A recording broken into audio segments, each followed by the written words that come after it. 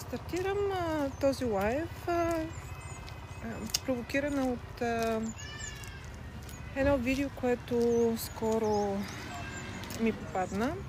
Едно интервю на един наш български, всъщност не знам точно с какво се занимава, но виждам, че прави доста подкасти. Взима интервюта от различни хора в заведенията. Забравих му името. Едно младо момче. И той беше направил един подкаст с една миска. Нямам представа какво е спечелила. Едно много красиво момиче, младо красиво момиче. И попаднах на една много кратка част от този подкаст, от това интервю с нея, в което той задава въпроса защо е прощавала и е стояла в връзка, в която всъщност е имало насилие и нейния, мисля, че вече беше приятел, и е удрила, в смисъл има абсолютно и физическо насилие. И всъщност това е една много такава малка, кратка част от подкаста, който ми попадна случайно. И защо казвам, че тази тема ме провокира, тъй като първо, че хич не е нова тази тема. И когато има такива по-фрапантни случаи на насилие над жените в медийното пространство, в България, за съжаление, това е много сериозен проблем. И доколкото знам, все още не е криминализирано. Виждам в медийното пространство, в социалните мрежи най-вече, доста така коментари на хора, които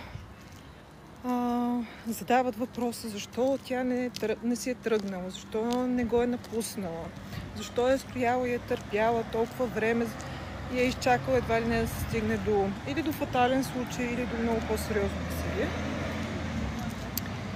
И така конотацията, емоцията, с която това нещо се казва, но в много случаи се усеща едно обвинение към жената, която е станала жертва на насилие от нейния партньор, от нейния съпруг, от нейния приятел. И виждам такива коментари и от мъже, и от жени. Много жени също така не го разбират, недоумяват. И действително съм попадала и съм чела много такива негативни коментари, които осъждат жената, осъждат жертвата на насилие и обвиняват за това, че може би е стояла с него заради пари или заради някаква изгода или поради някаква друга причина. Тоест, един вид това е бил някакъв нейн избор личен и затова не трябва да съжаляваме. И ако се четем между редовете, такъв тип коментари имат смисъла на това, че едва ли не тя се го заслужава. Щом не си е тръгнала, щом не е избягала, щом го е позволила. Тоест винаги някакси вината отива към жертвата на насилие и не толкова се осъжда извършителя, особено ако е мъж. Разбира се, такъв тип социални нагласи към насилието над жените имат много сериозни последствия, защото създават едно такова усещане за безнаказаност за такива мъже, които си позволяват да малтретират жените си емоционално и физически.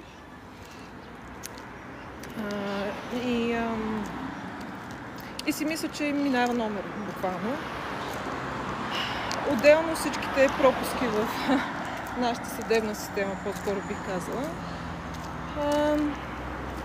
също допринасят за това в много случаи мъжете, които са агресирали към жените, да остават безнаказани и да повтарят този модел на насилие и с други жени.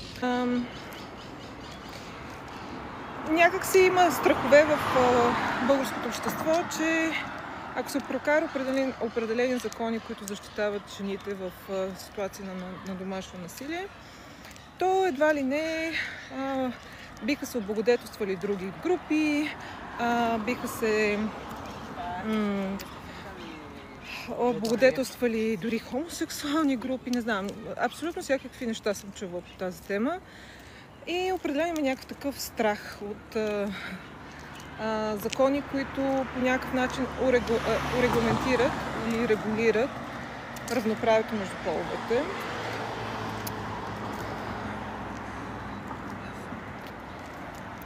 И да се върна на темата за това защо някои или защо жените като цяло много често търпят насилие с години и не си тръгват след първия инцидент на насилие. Да кажем, дават шансове на такъв тип мъже, абсолютни загубеняци, да продължават да ги тормозят. И в принцип темата за насилието е супер сложна тема. Защо мъжете насилват жените, защо жените търпят. Мисля, има толкова много причини и всеки един човек е със своята си история, със своята бекграунд, откъде произлиза, от какво семейство е. В смисъл, има изключително много причини. Темата е много всеобхватна. Но едни от причините, които аз бих искала да засегна по отношение на това, защо жените търпят и защо жените прощават, аз бих започнала малко по-далече и бих обърнала внимание малко на това всъщност какви жени всъщност влизат в такива отношения и остават в такива отношения на насилие. Първо, мъжете насилници, мъжете, които си позволяват да нараняват жените емоционално и физически. В други видеа, някои от тях на английски, уточнявам, че всъщност това са мъже, които мразят жените, имат комплекси, проблеми с самооценката, които избиват чрез агресия към жените. Много от тях имат сексуални проблеми и така нататък. Но тези мъже са много целенасочени по отношение на това какви жени избират да влезат в отношения. Какво имам предвид? Мъжете, които са такива женомразци и общо взето комплексари, избират определен тип жени, които смятат, че ще са лесни цели. Това са жени, които тези мъже смятат, че те ще им прощават, че при тях номерцата ще вървят. Тоест, когато те търсят жени, с които да влизат в отношения, те много добре знаят какви жени да таргетират, към какви жени да се насочат. В повече случаи това са или жени с по-ниско самочувствие, или жени, които са свикнали да поставят себе си на втори план, на втори или на последен план. Те са свикнали или така са научени от тяхното семейство. Те са по-малко важни от другите. От мъжа, от децата. Тоест, пак казвам, това са жени, които много често дори не знаят ценността си, не знаят стойността си и не знаят всъщност какво заслужават в този живот и че заслужават много повече всъщност. И такива жени се усещат, те се забелязват. Когато са едни такива добрички, прощаващи, също така жени, които нямат много опит в отношенията. Когато, да кажем, мъжът е доста по-възрастен и съответно все пак има повече житейски опит или опит с връзките, или двете. а пък момичето е на 20 или още по-малка, тогава съответно тя е по-наивна. Тя е по-лесна за манипулиране. Когато има дисбаланс в финансовото положение, да кажем мъжът има по-стабилна и по-добра работа, по-добре платена работа от нея, или пък тя изобщо не работи. В смисъл, това са не такива особености и обстоятелства, особености на жените и техните обстоятелства, които ги правят по-лесни мишени за мъжете манипулатори, мъжете, които последствие ще ги насилват и ще ги тормозят. Просто те търсят наистина едни такива добрички, хрисими, прощаващи, емпатични, неопитни жени или жени, които нямат много самочувствие, няма да успяват себе си. И по този начин за мъжете насилници така е много по-лесно с такъв тип жени да им минава номер. Най-просто казано. И когато те всъщност... И затова първото нещо, което е важно тук да подчертая, е, че такъв тип мъже, които са насилници, които мразят жените и са комплексари, те абсолютно целенасочено търсят такъв тип жертвички. Те няма да се насочат към една жена с много така сериозно, стабилно самочувствие, която от самото начало има доста така стабилни и ясни граници и показва какво може с нея да се прави и какво не може. И ако той, да кажем, дори един път да се опита да прекрачи границата, вече ще е аут и тя ще го зареже. И просто с такива жени мъжете насилници не продължават, изобщо ако влезнат в някакъв контакт и имат няколко срещи, в повечето случаи нещата не се развиват, просто защото с такива жени, пак казвам, техните номера, техните манипулации, стратегики, тактики, как да я контролира, просто не вървят. И при най-малкия опит от негова страна, от страна на насилника, по някакъв начин да я унижи, да я засрами, да я нарани емоционално или физически, или да я контролира с ревност, или по какъвто и да е друг начин, финансово, и да изолира от нейни приятели, родители, познати и така нататък от социалния кръг. Всичките тези тактики за контрол и манипулация при една жена с силно самочувствие, първо, една жена, която има опит и много добре познава първо себе си, какво при нея, какво иска в отношенията и какво може да понесе и да търпи и с какво не може да направи компромис.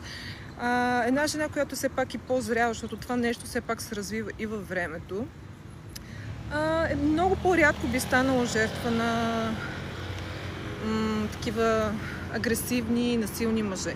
Не е изключено, но пак казвам, основно мъжете насилници си избират мишени, жени, които са по-лесни за контролиране и за манипулиране и по-трудно биха се опълчили на тях. И основната тема на този лайв е защо те не си тръгват. Първо, защото когато те от самото начало са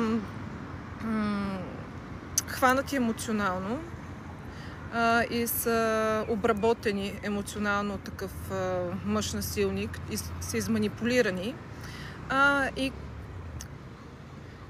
става все по-трудно за една такава жена, която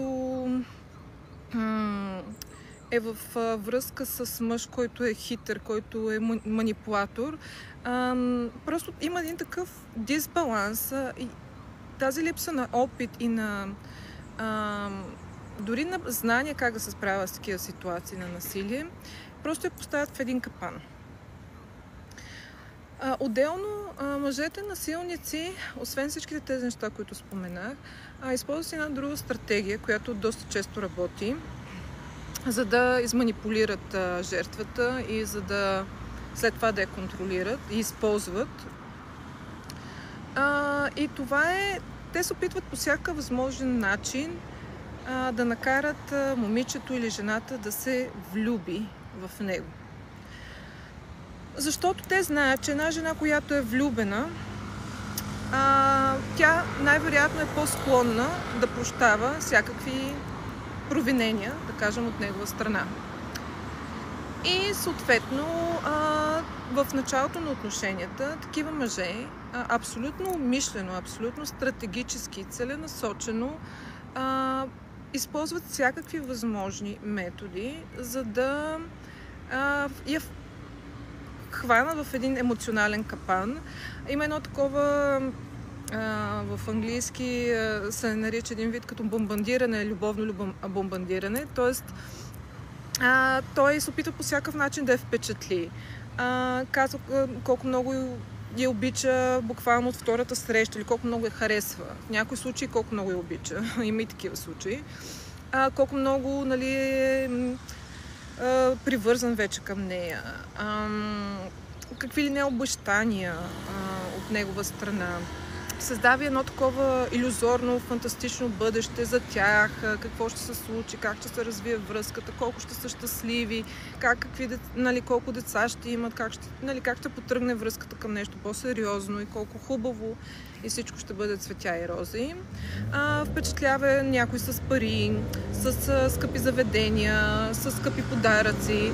Общо взето, мъжете насилници използват всякакви начини, по които да хванат жената, да я впечатлят, тя да си помисли, че е намерила мъжа на живота си, принца на белия кон, как той е толкова страхотен, колко е внимателен, как прави всичко за мен, как ми прощава, как си премълчава. Нали, опитва се мъжът насилник да създаде един образ за себе си на невероятния мъж, на невероятния кавалер, на мъжът, който ще бъде страхотен партньор и баща на децата й. И момента, в който той грабне емоционално и де-факто тя се влюби в него, тогава всъщност нещата стават все по-лесни. Тогава тези мъже започват малко по малко да прекрачват нейните граници. Нещата в много случаи не са супер очевидни. Да кажем, той може да започне така с лек ехиден коментар или коментар, който е малко по-обиден, но нали, така под формата да шега, да кажем. И започва по някакъв начин да й тества граници, да види тя дали ще реагира. Или да кажем, ще се зазяпа по някоя мадама, така доста сериозно. Ще види тя дали ще също дали ще реагира, и ако ще реагира как, и дали ще му прости след това, или просто ще бие шута, най-просто казвам.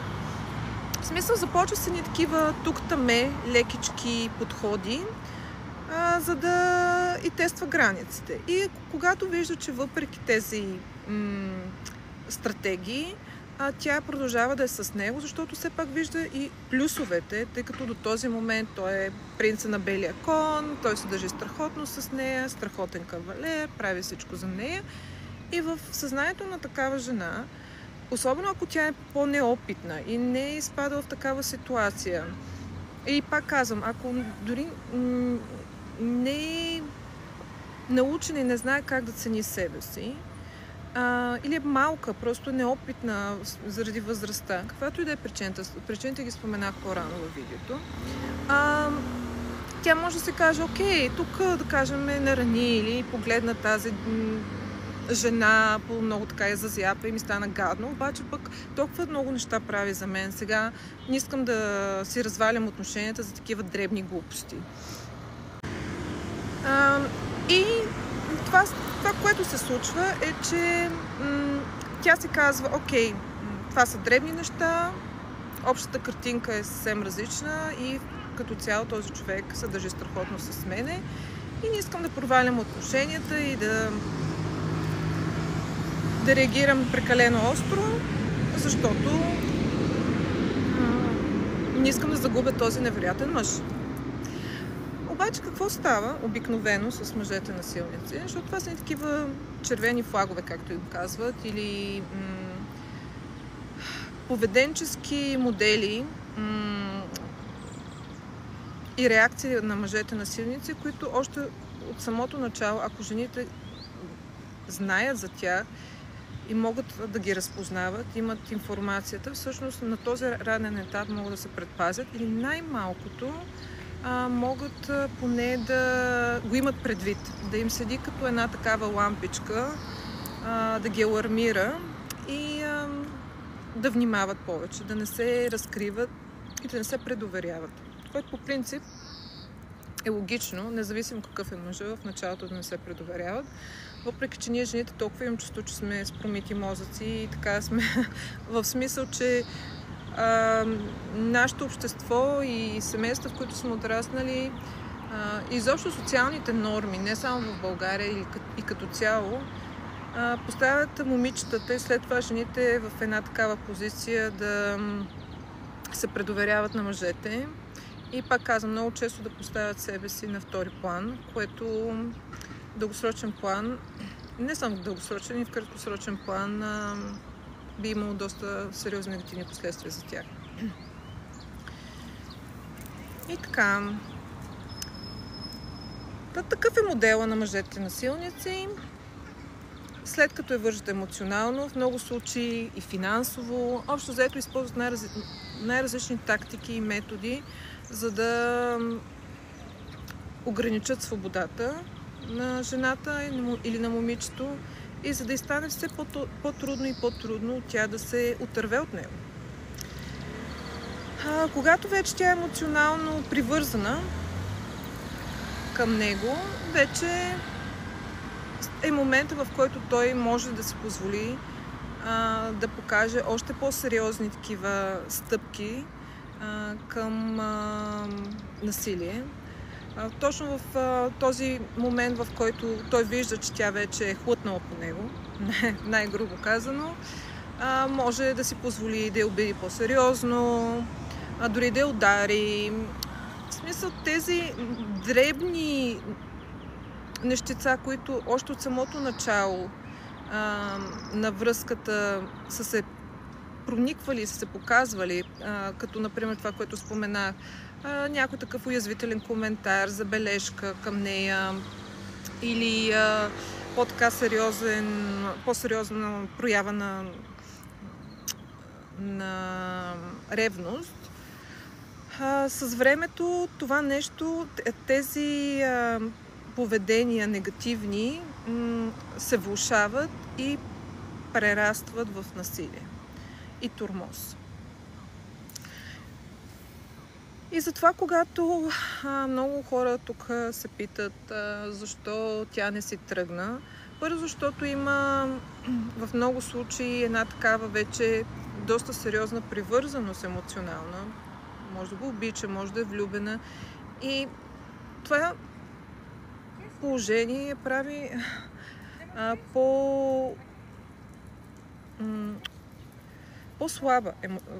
по-слаба и е по-трудно всъщност да вземе едно такова решение да напусне този човек.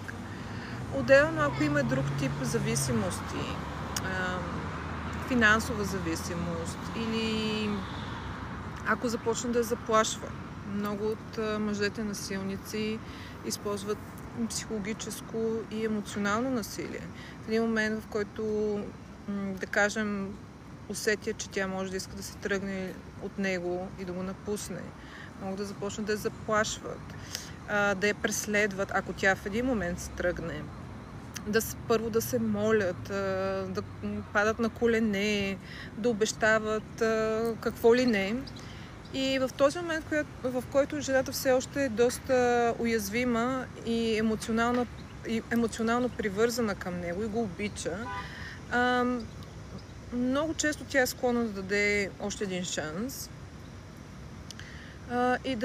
или да повярва на думите му, или просто, пак казвам, да даде шанс и да види дали всъщност тези обещания за промяна са реални. А всъщност мъжете насилници са големи актьори. Те просто не само са актьори, ами са абсолютно патологични, такива болесни лъжци. Не знам точно на български болесни лъжци, може би не е най-точно определено, но лъжат до такава степен на болесно състояние. Те лъжат за всичко. Просто за абсолютно всичко. За неща, за които човек дори не би предположил, че ще излъжат. Те лъжат. Така, и лъжат толкова добре, че за един човек, който никога не си имал работа с нарцистична личност, с психопатна личност, каквато в много случаи тези мъже са, има такъв тип нарцистични наклонности, психопатски наклонности. Когато една жена, в смисъл тя е с абсолютно нормално мислене и нормална логика и в нея има съчувствие и емпатия, е много лесно да се подхлъзне и да повярва, особено вече ако е емоционално привързана към него. И надявам се просто хората да го разбират това, вместо просто да обвиняват жените и по някакъв начин да смятат, че те си заслужили това, което им се е случило, тъй като са останали в тая връзка и в тези взаимоотношения по-дълго, отколкото е трябвало. И са се случили или трагични неща, или просто е пострадал емоционално и физически. Разберете, че първо те не тръгват на равни начала във връзката. Пак казвам, мъжете насилници избират жени, които знаят, че ще могат да ги манипулират, че мъжете знаят, че има начин, по който да им минава номера с тези жени, че тези жени са по-лесно манипулируеми, с други думи. И са по-наивни, добрички, прощаващи, емпатични. А просто такива жени, за съжаление, стават много често жертва на насилници, на нарцистични мъже, които всъщност единствената им цел с такива жени е да ги използват по всякакъв възможен начин, да ги тормозят, ако нещата не им се получават и да ги напуснат, ако вече няма за какво да ги използват. Но в повечето случаи мъжете никога не напускат своите жертви. Те могат да имат други жени, да изневеряват, но се държат и тяхната си жена, основната или тяхната основна приятелка и междувременно изневеряват и с други. И това за тях е доста по-добър вариант, отколкото да бъдат само с една жена, защото различните жени те получават и ги използват поради различни неща и за различни неща. Основната жена, да кажем, жената, с която имат брак, майка на децата им, я използват по един начин. Тя там да е домакинята, да гледа децата, той да не се занимава. Пример. Любовницата е за друго. Я използва третата жена за трето и така нататък и така нататък. Просто това, което се опитвам да ви обрисувам като характеристики, като профил на мъжете насилници, въпреки че има различни типажи мъже насилници, но може би в друго видео, ако ви е интересно, мога да поговоря малко повече за това. Но да кажем, тези, които изразяват особености на нарцистично личностно разстройство, по-сериозна агресия, имам предвид агресия, с която има по-сериозни последствия за жертвата. Физическа агресия, много сериозна вербална, емоционална такава агресия, обиди, унижения, потискане, постоянни начини за унижение, за смазване на тази жена, чисто емоционално и физическо. Тогава говорим, нали, за по-тежки видове агресия и тежки степени на агресия, може би. По-точно казано. Тогава в такива случаи нали, можем да си мислим, че тези мъже имат вероятно и по-нарцистични и психопатни личностни характеристики. И съответно риска, това всъщност е нещо, с което бих искал да завърша този лайв, че риска от фатален край, когато говорим за такъв тип мъже насилници, по-скоро които са упражнявали много тежки форми на насилие към жените, риска за тези жени, когато ги напуснат, е много по-сериозен. Когато аз работех в тази сфера и консултирах мъже насилници и правихме такава диагностика, допълнителното нещо, което винаги се прави в такива случаи, е оценка на риска за жертвата. И един от рисковите фактори, когато говорим за тежки форми на насилие към жените, е, че всъщност най-рискованата ситуация за жената от това да пострада или дори да бъде убита е тогава, когато тя се опитва да избяга и да се тръгне от мъжа. Тогава риска за нея от последващо насилие, което може да има фатален край, е много висок. Така че когато говорим защо жената не си тръгва, тя не си тръгва по много различни причини и за всяка жена причините са различни, нейната ситуация е различна, но когато говорим за насилие в семейството, нещата са много по-сложни, отколкото изглеждат отстрани и отвън. Така че не е толкова лесно, не е толкова елементарно, има много неща, които трябва да се вземат предвид и затова исках да направя този лайв, защото наистина е тъжно да виждам и да чета тези коментари, обвинителни коментари към жените, които са търпяли насилие и в един момент са успяли да се отърват и всъщност вместо да ги окуражаваме и, както се казва, да са пример за силна жена, за това, че тази жена, въпреки всичките тези предпоставки, за които говорих през целия лайв, е успяла да събере смелост и сила да напусне този човек, всъщност ние обвиняваме такива жени, защо изобщо са го позволили. И защо са стърпяли, защо са стояли и така нататък. Много рядко чета коментари защо мъжът постъпва по този начин. Защото той е изрод, защото той е забубеняк и се позволява физически да нарани по-слабо от него. По-слабо от него същества. Затова не виждам много коментари. Има, но ми прави впечатление, че в много случаи масовите коментари са обвинителни към жената. Особено ако е красива. Особено ако става въпрос за жена, която е красива, особено ако става въпрос за жена, която има отношение с човек с възможности, веднага обвиненията са в друга посока.